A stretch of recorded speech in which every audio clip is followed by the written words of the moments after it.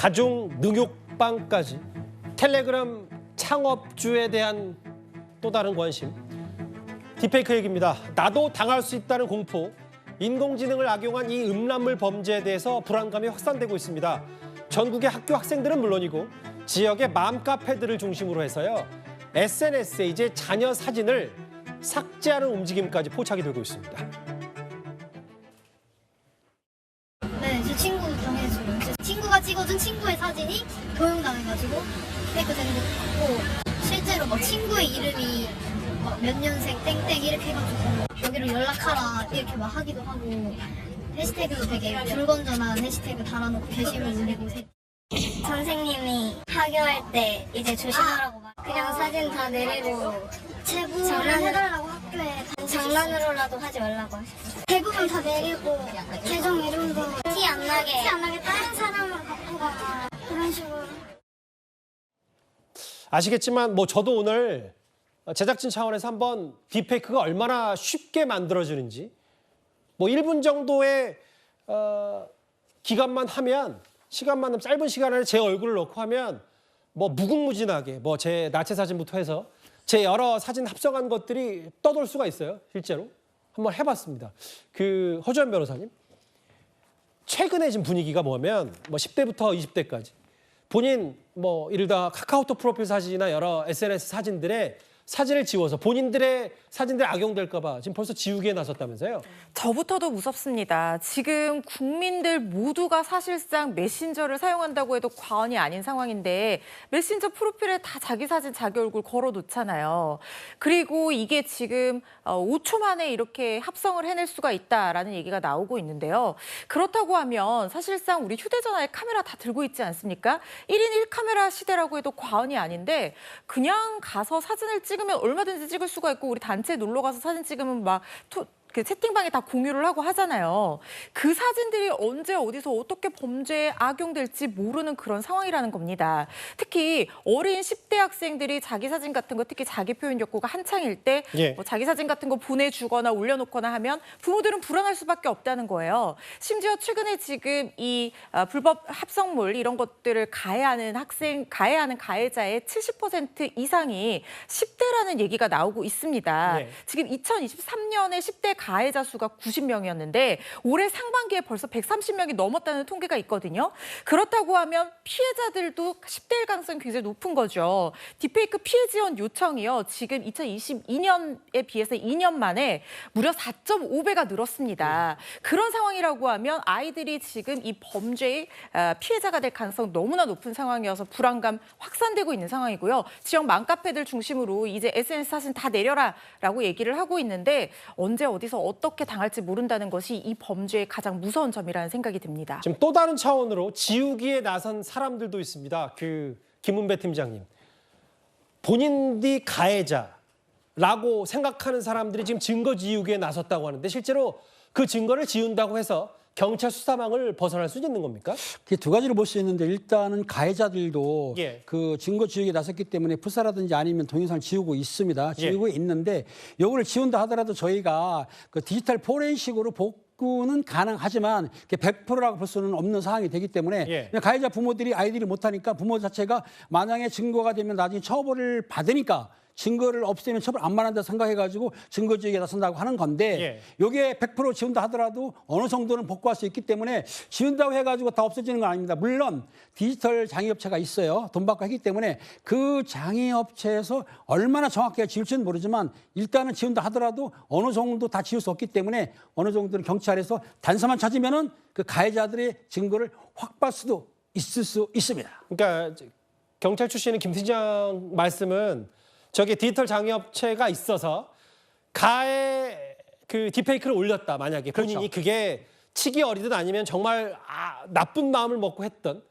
그래서 지운다고 하더라도 온라인상이라는 게 얼마나 무궁무진하게 퍼져나갈 수 있기 때문에 저 부분이 다 지워질 수도 없고 실제로 지운다고 하더라도 경찰 수사망을 빠져나갈 가능성도 그리 높지 않다 이런 말씀하시는 거죠? 높지 않을 뿐만 아니라 저걸 유포했을 경우에 본 사람 있지 않습니까? 참고인이나 피해자들도 있기 때문에 내가 알기로는 참고인이나 피해자들도 아마 그걸 캡처를 해놓은 것도 있기 때문에 예. 증거가 되거든요. 그러니까 자기 신고를 다 지운다 하더라도 유포했을 경우에는 유포를 본 사람들도 증거가 남기 때문에 이걸 경찰에서 세밀히 조사하게 되면 예.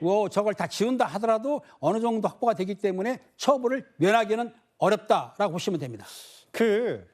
이렇게 정부가 이른바 여야 할 것 없이 딥페이크 음란 합성물에 대해 수사를 하겠다 총력 대응하고 있습니다. 그런데 정치권에서 이 본질을 바라보는 시각이 다소 다릅니다. 한번 들어보겠습니다.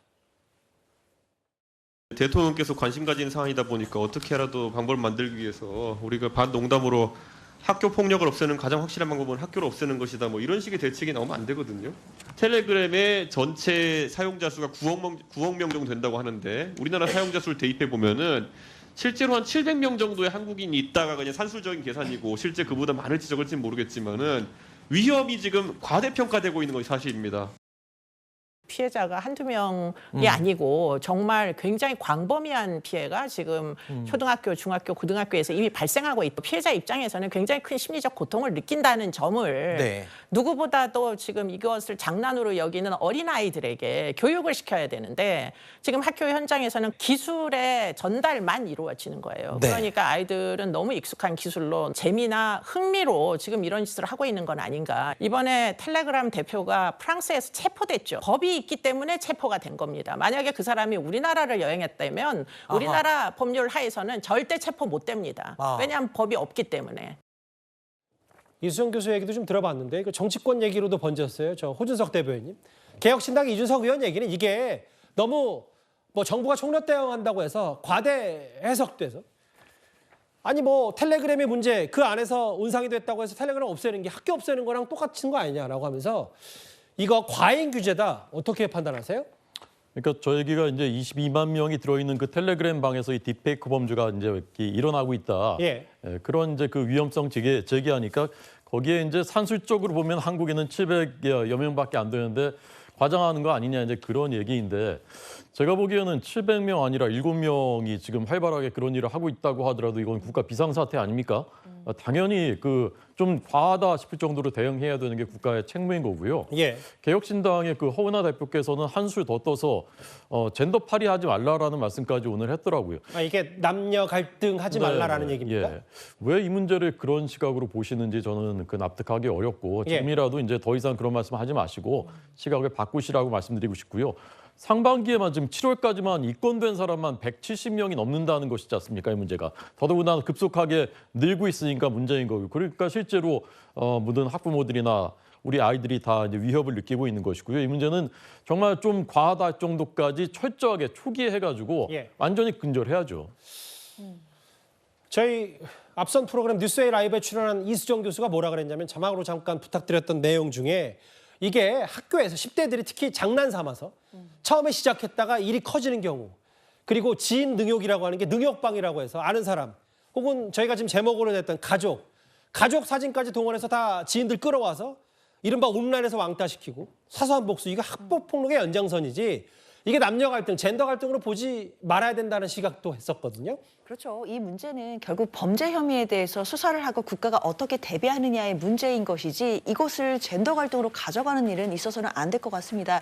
이준석 대표가 이야기한 것처럼 과잉 규제, 과잉 대응도 해서는 안 되겠지만 예. 저는 사안을 축소해서도 안 된다고 생각이 들거든요. 지금 피해자가 전국 단위로 10대 피해자들까지도 지금 계속해서 속출하고 있는 상황이고 피해 상황이 어느 정도인지 그리고 수사도 아직 이루어지는 초기 단계인 것이고 어떻게 재발 방지를 할 것인지에 대한 대책도 없는 상황입니다. 그런 상황에서 정치권에서 과잉 규제다라는 얘기가 나오는 것은 좀 섣부르다고 생각 들고요. 딥페이크로 특히 이제 성범죄가 되는 경우에는 성폭력 특례법상 허위 영상 유포죄가 분명히 됩니다. 그렇기 때문에 엄중한 또 중대 범죄가 되기 때문에 관련된 수사 철저히 이루어지고 국가 차원에서도 이런 새로운 기술로 이루어지는 범죄에 대해서 어떻게 대비할지 지금부터 차근차근 대안 만들어야 된다 생각합니다.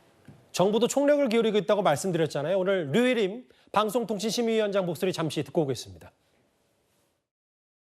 전자심의를 강화해서 24시간 이내 사태 차단이 될 수 있도록 시정을 요구하고 악성 유포자는 즉각 경찰에 수사 의뢰하도록 하겠습니다. 국내 주요 포털 사이트는 물론 글로벌 온라인 플랫폼 사업자들과 긴밀한 협의체를 구성해 신속한 삭제 차단 조치와 함께 자율적인 규제를 강력히 요청할 계획입니다. 딥페이크 성범죄 영상물의 제작과 소지, 유포는 개인의 존엄과 인격권을 파괴하는 중대한 범죄입니다.